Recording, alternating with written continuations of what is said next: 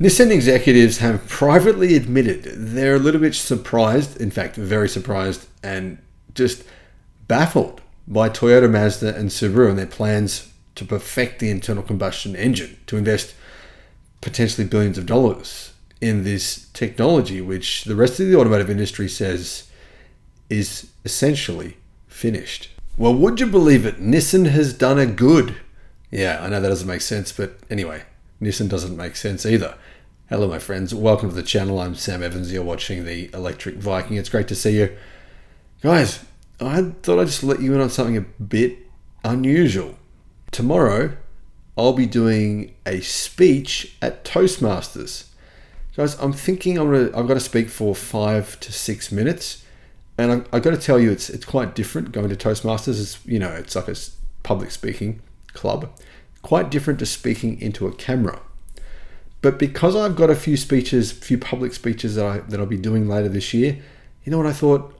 I need some practice badly. I mean, I've got a lot to learn when it comes to public speaking in front of very big groups of people. It's quite different to just looking at this little camera. I know there's millions of people that watch, but it's so different still.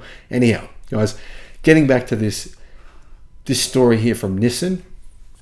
As you guys know, I think Nissan is a basket case, but they're actually, I believe, the only company that is not investing any money at this point in time in internal combustion engines or hydrogen engines. So the only company in Japan that's not doing that. All the rest of them are in some way. Mazda, Toyota, Subaru, Honda. Yeah, seriously. I mean, you can't write a better script for how to follow Kodak, how to copy Nokia. It's brilliant. Anyhow, Nissan, what are they doing? Well, petrol and diesel, as in gasoline and diesel development, they're finished. Nissan is going all in on an electric car future, say headlines all around the world. Now, guys, I've got to admit, I did read this about a week ago. I didn't actually publish this report. I thought, really? Is this true? Is this actually legit? I mean, this is Nissan we're talking about here. These guys are not really known for their thinking, but yeah, it is. Nissan won't pour any more money into developing new petrol, new gasoline, and diesel engines. But other Japanese companies, well, they're all doing it in a big way. In fact, they just held, get this, Toyota, along with Mazda and Subaru, held a 6-hour session for the media and whoever wanted to go. 6 hours. It's like a full-on religious ceremony of some kind. It's not really, but you get my point, right? On trying to explain their internal combustion engines, why they're doing it, what they're doing, hydrogen, blah, blah, blah, blah. Apparently, journalists came away just bamboozled because they didn't get any facts, get any dates. They didn't get anything real to share. I mean, there's articles all over the planet about it, but no real details. So journalists were quite frustrated that they sat through all that and got nothing. What we get one thing, right? Mazda have admitted that their next sports car engine will be a rotary hybrid, but they have not yet worked out how to pass emission standards. They said when they work it out, they'll let us all know. But they've been trying for a few years. So, yeah. Nissan has made it clear that EVs are eventually going to be the future for the company, if it's still around. Now, I would agree that they will be because I think a Chinese company will purchase them and make them EV only. But anyway, speaking to Australian media just prior to the announcement about the irony here, guys, prior to the announcement from Toyota, Mazda, and Subaru about their internal combustion media day and all their stuff they're going to do with perfecting the internal combustion engine, that was the same time that Nissan said, we won't be doing that. They said this at their Sunderland facility in the UK, and the brand's Senior Vice President and Chief Planning Officer for Africa, Middle East, India, Europe, and Oceania, Francois Bailey, put it plainly. He was asked if there was a future for diesel. He said, our future is EV.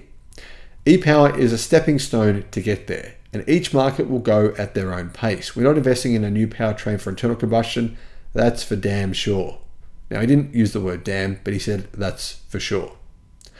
However, when looking across Nissan Australia's current product portfolio, says drive.com.au, all models, barring the electric only and soon to be replaced Leaf, they're internal combustion. So that's their current portfolio. But you know what Nissan are saying? They're saying that solid state batteries for them are just around the corner, and surely that will solve everything. Charging speeds, battery life, cost for building these batteries, that will be the solution to everything at Nissan.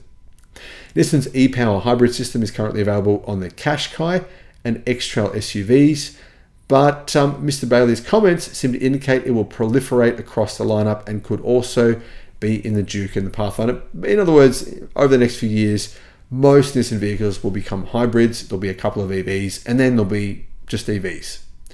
The next generation Navara Ute apparently will be a plug-in hybrid as well, which I think that's an improvement over their current diesel-only vehicle, which, in my opinion, the Nissan Navara diesel is a heap of junk. If you bought one, I cannot understand that. It's truly bizarre. Guys, I don't understand this.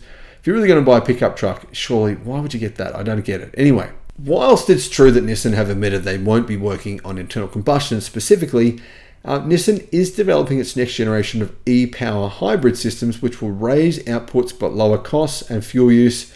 But they do need to use a small displacement petrol engine to generate electricity for the battery and the electric motor. So in some way, they still are working on internal combustion in an, I guess, a direct or indirect way, depending on your perception of that situation. The unique range-extending hybrid system found in the Qashqai and X-Trail features a 1.5-litre engine, actually quite similar to BYD, but it is unclear if this displacement size, the size of the engine, will change for future versions. Now, Nissan are basically saying that the pace of EV adoption will depend on the market. So they're saying in Africa, it'll take a long time, decades from now, before people are really buying EVs en masse.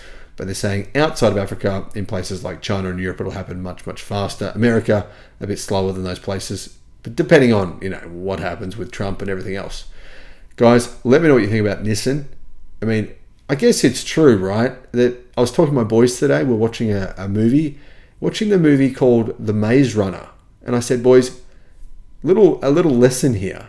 All right, there's a group of kids running away from this crazy alien machine thing. It's going to kill them. I said, make sure if a bear's chasing you in the woods and there's a group of you, just make sure you're not the last person. That's the one who's going to get eaten.